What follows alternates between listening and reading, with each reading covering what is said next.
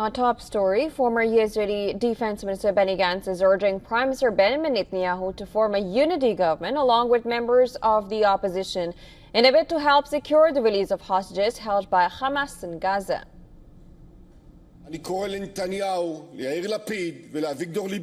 I call on Netanyahu, Yair Lapid and Avigdor Lieberman. The time has come for a hostage redemption government, one that supports our service members and is time limited. Over the course of 6 months, we will complete these 2 missions and hold elections.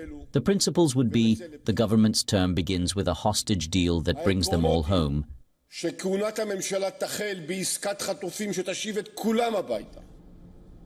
The former defense minister's proposal would exclude far-right figures like National Security Minister Itamar Ben-Gvir, who dismissed the idea as surrender. Netanyahu's government is facing increased domestic pressure to secure an end to the war in Gaza, with mass protests calling for a deal that would see the hostages released. We are here to protest against the Israeli government and specifically about Benjamin Netanyahu sabotaging again and again a deal of releasing the hostages and bringing them back home. We want all the hostages back home. The ones that are dead to be buried as proper, and the ones that are alive back to rehabilitation.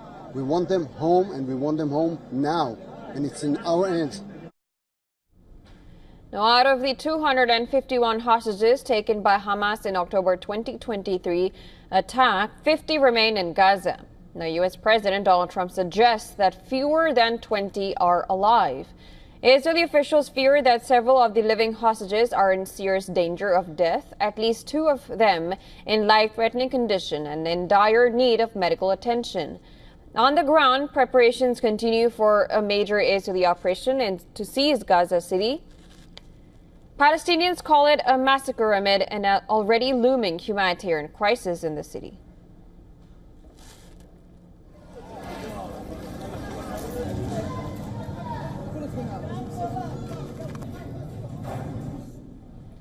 Now they are moving south in cars, donkey carts, and on foot by a coastal road in the central Gaza Strip.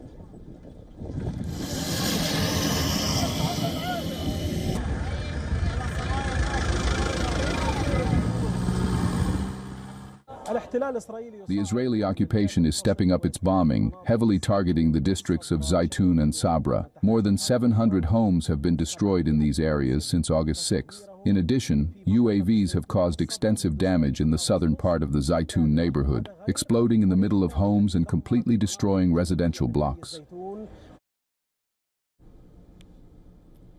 On Friday, the United Nations declared a famine in Gaza, saying that the situation has reached a catastrophic tipping point. Israel has called the report an outright lie. Hospitals, already overwhelmed by war injuries, now report soaring malnutrition cases, especially among children and elderly.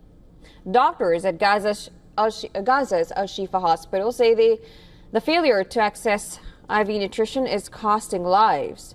Turkey's First Lady, Emin Erdogan, has appealed to her U.S. counterpart, Melania Trump, asking her to advocate for Gaza's children, just as she had for children in Ukraine.